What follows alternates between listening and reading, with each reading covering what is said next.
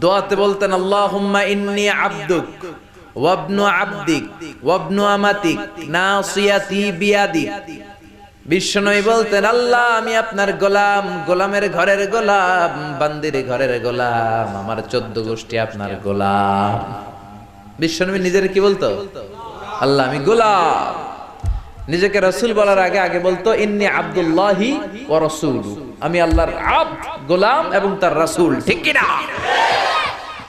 এজন্য সবচেয়ে বিনয়ী ছিলেন বিশ্বনবী, সবচেয়ে কোমল আচরণের ছিলেন বিশ্বনবী। তাই বিশ্বনবীর সম্মানকে বাড়িয়ে দিয়েছে কে?